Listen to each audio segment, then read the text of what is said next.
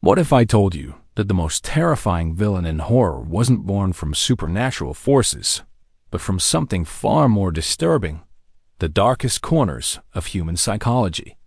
In the sewers of Derry, something ancient awakens every 27 years, feeding not on flesh, but on something far more precious, our deepest fears.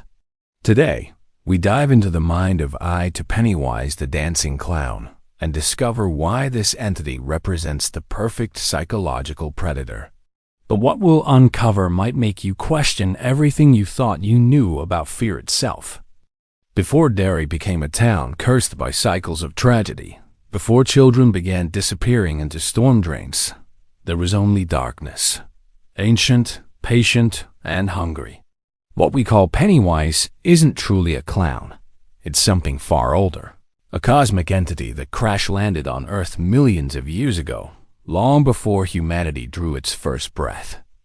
This creature, which Stephen King calls IT, represents what psychologists term the primordial fear, that instinctual terror hardwired into our DNA from our earliest ancestors. Think about it. Why do we fear clowns? Why do dark spaces make our hearts race? Why do we instinctively protect our young from strangers? IT taps into what Carl Jung called the collective unconscious, those shared fears that transcend culture and time. The entity chose Derry for a reason. Small towns create perfect psychological laboratories. Everyone knows everyone, secrets fester, and when something goes wrong, the community often chooses denial over action. Derry's founders unknowingly built their settlement on a feeding ground, and with each generation, the town became more psychologically dependent on IT's presence.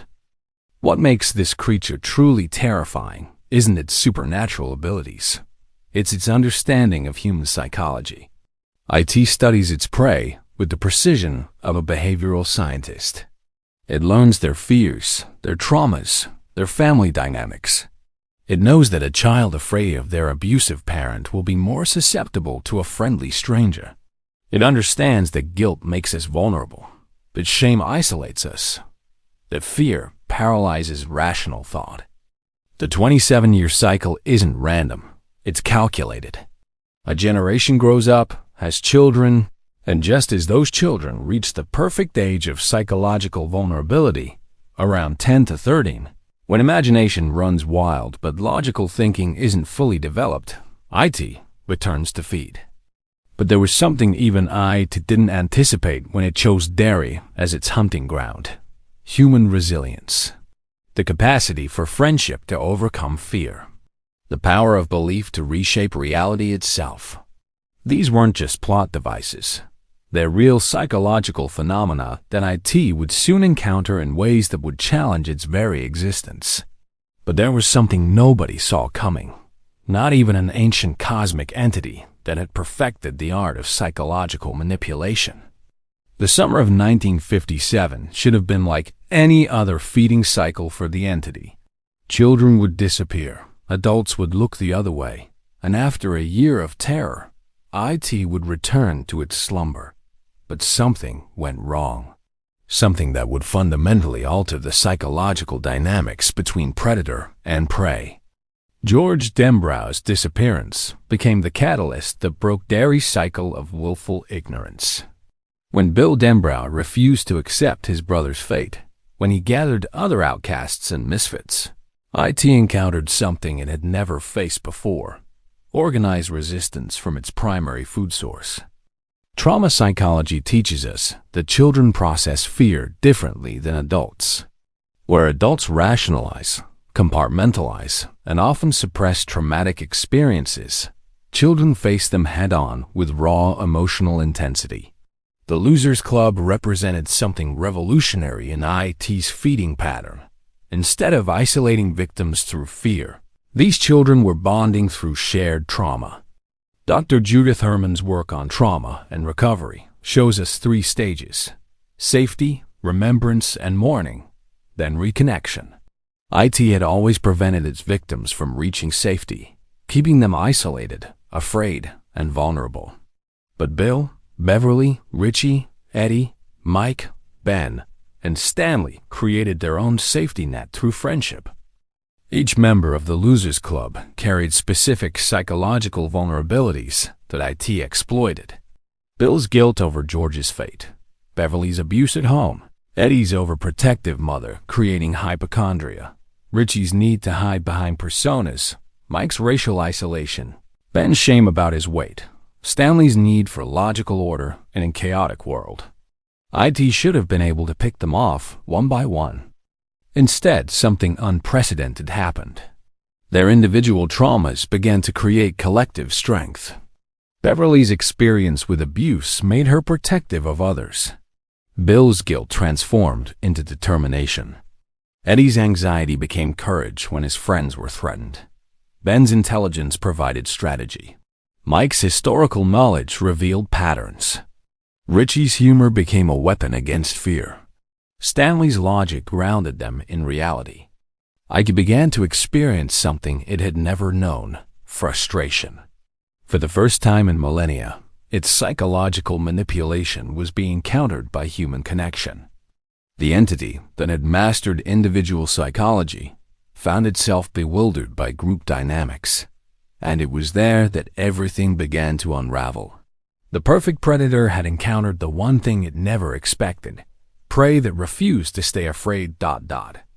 As Ida faced unexpected resistance, its ancient mind began to evolve new strategies.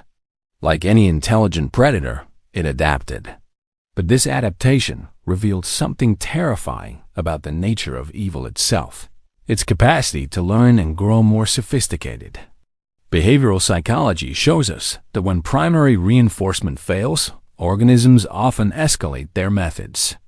IT's initial strategy of simple fear-based hunting transformed into something far more complex: psychological warfare. The entity began studying not just individual fears, but family dynamics, social structures, and cultural anxieties.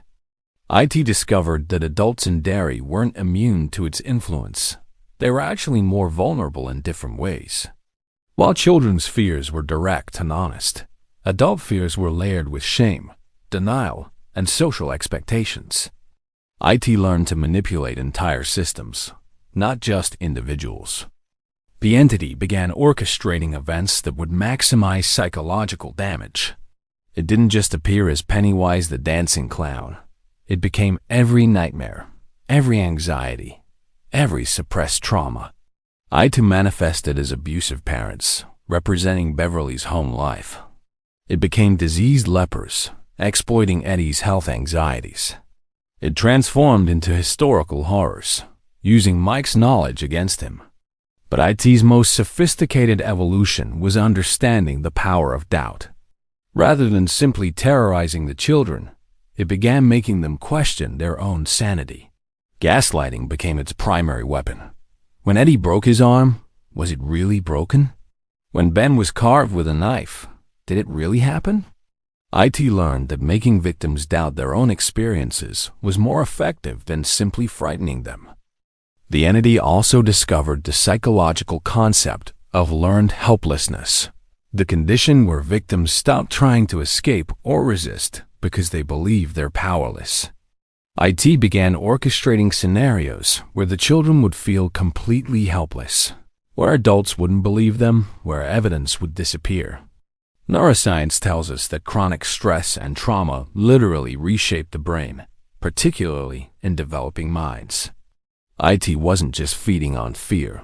It was fundamentally altering the neurological development of its victims, creating lifelong patterns of anxiety, depression, and PTSD that would continue feeding it even during its dormant periods. The Pennywise persona itself became more sophisticated. The clown represented the perversion of childhood joy, the corruption of innocence, the betrayal of trust. IT understood that clowns occupy a unique psychological space. They're supposed to bring happiness, which makes their corruption particularly disturbing.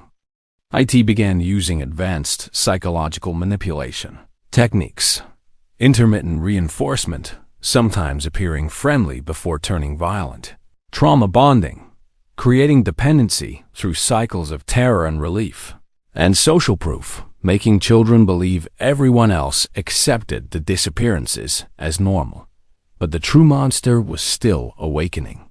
What the children faced in 1957 was merely IT learning to be more efficient, more cruel, more psychologically destructive.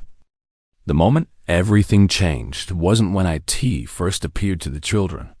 It was when the adults of Derry made a collective choice to remain willfully blind. This was IT's true victory, transforming an entire community into accomplices through psychological manipulation.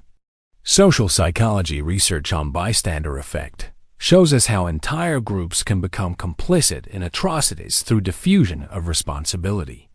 But what happened in Derry went deeper.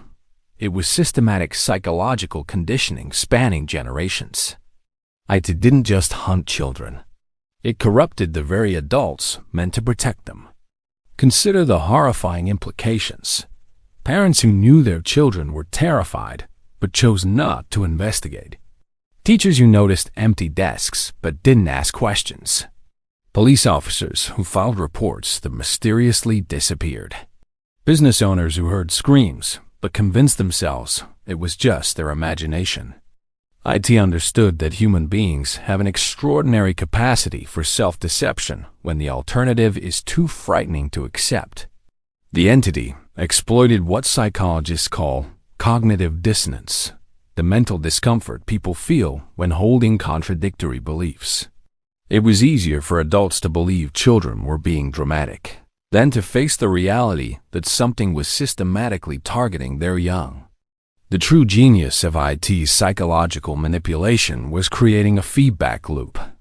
Adults who suppressed their own childhood traumas in Derry were more likely to dismiss their children's fears. Those who had survived IT's previous feeding cycles often suffered from repressed memories and trauma-induced amnesia, making them psychologically incapable of recognizing the pattern. But here's the most disturbing question. What if IT wasn't entirely wrong about human nature? What if its cynical view of humanity, that people will choose comfortable lies over difficult truths, was more accurate than we want to admit? The entity had observed centuries of human behavior. Wars fought over resources while leaders claimed noble causes. Genocides ignored by international communities. Environmental destruction rationalized as economic necessity. IT had seen humanity's capacity for willful ignorance on a massive scale. In Derry, IT created a perfect microcosm of this human tendency. The town prospered economically during feeding cycles. Fewer mouths to feed, less competition for resources. Property values remained stable because nobody talked about the disappearances. Tourism continued because visitors never stayed long enough to notice the patterns. IT had essentially created a symbiotic relationship with human society. It provided the service of population control while teaching the valuable lesson that ignorance could be bliss. The children who survived learned early that adults couldn't be trusted to protect them, that authority figures would fail them, that they could only rely on themselves. This realization transformed the Losers Club from victims into something unprecedented. Children who understood adult psychology better than most adults understood themselves. They had seen behind the curtain of civilization and discovered that the emperor had no clothes. But this knowledge came with a terrible price. The loss of innocence, the death of trust, the birth of a cynicism that would follow them into adulthood. When we examine IT through the lens of modern neuroscience and psychology, we discover something chilling. This fictional entity operates with the precision of actual psychological predators. Every aspect of its behavior aligns with documented patterns of manipulation, abuse, and trauma induction. Terror management theory, developed by psychologists in the 1980s, explains how the awareness of our own mortality drives much of human behavior. IT intuitively understood this decades before the theory was formalized. By confronting children with graphic imagery of their own potential demise, IT triggered what researchers call terror salience, a state where fear of ending overrides all other cognitive functions. Neuroscientist Dr. Joseph Ledoux's research on the amygdala, the brain's fear center, reveals why IT's methods are so effective. The amygdala processes threats faster than our conscious mind can reason. When children encountered Pennywise, their brains were flooded with stress hormones before they could think rationally about escape or resistance. IT's understanding of developmental psychology was particularly sophisticated. Children between ages 8 to 12 are in what Piaget called the concrete operational stage. They can think logically about concrete objects, but struggle with abstract concepts. IT exploited this by manifesting as tangible, visceral threats while representing abstract concepts like abandonment, rejection, or helplessness. The entity's use of intermittent reinforcement follows B.F. Skinner's research on behavioral conditioning. By sometimes appearing friendly or helpful before becoming threatening, IT created what trauma specialists recognize as trauma bonding. Victims develop psychological attachment to their abuser because of unpredictable rewards mixed with punishment. Clinical studies of childhood trauma show that repeated exposure to overwhelming fear literally rewires developing brains. IT wasn't just feeding on immediate terror. It was creating lifelong neurological changes that would generate anxiety, depression, and PTSD symptoms for decades. IT's shape-shifting abilities mirror what psychologists call mirroring in manipulative relationships. The entity presented itself as whatever would create maximum psychological impact for each specific victim. This personalized approach is identical to techniques used by sophisticated psychological predators in real life. The 27-year cycle aligns with research on intergenerational trauma. Studies show that trauma affects not just direct victims but their children and grandchildren through both psychological modeling and epigenetic changes. IT's feeding pattern ensured that trauma would be transmitted across generations, creating a renewable food source. Real-world case studies of mass psychological manipulation, from cults to genocides, show similar patterns. Isolation of victims, creation of alternative reality, punishment of resistance, reward of compliance, and systematic destruction of support networks. IT's control of dairy followed this playbook perfectly. Perhaps most disturbing is how IT's methods mirrored documented techniques of organized psychological abuse. The entity didn't just terrorize. It gaslit, isolated, traumatized, and systematically broke down its victim's sense of reality and self-worth. This wasn't madness. It was calculated, methodical psychological warfare executed by an intelligence that understood human nature better than humans understood themselves. What remains after confronting ultimate evil isn't victory. It's the profound understanding that some scars never fully heal, and some knowledge can never be unlearned. The Losers Club's battle with IT didn't end with the creature's apparent destruction. It began a lifelong struggle with trauma that would define their adult lives. Follow-up psychological studies on childhood trauma survivors reveal patterns that mirror the adult lives of our fictional heroes. Bill becomes a successful writer but struggles with survivor's guilt and recurring nightmares. Beverly escapes one abusive relationship only to find herself trapped in another, a common pattern called repetition compulsion, where trauma victims unconsciously recreate familiar dynamics. Eddie's hypochondria intensifies into full-blown panic disorder. Mike becomes obsessed with documenting history, a psychological response called hypervigilance, where trauma survivors constantly watch for signs of returning danger. Ben's childhood obesity transforms into obsessive fitness routines, another common trauma response, involving control over one's body.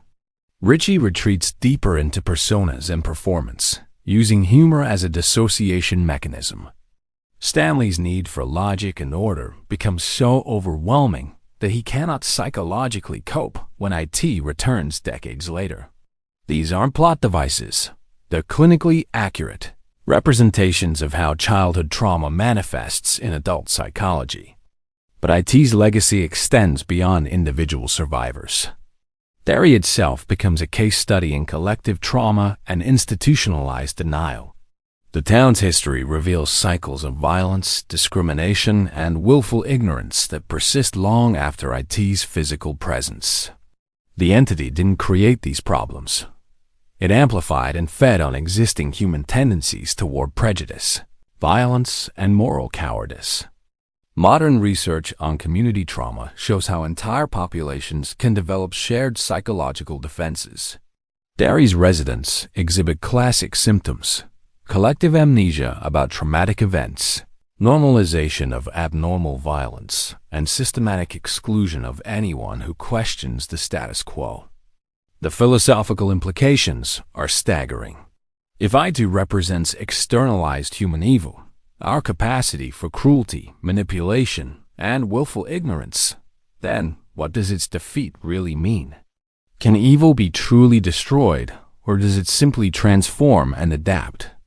Some interpretations suggest that IT never truly dies because it represents aspects of human nature that can't be eliminated.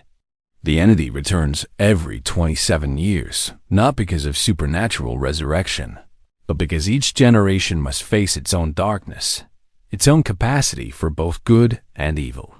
The real horror isn't that monsters exist, it's that they often wear human faces. IT's greatest trick wasn't shape-shifting into nightmare creatures.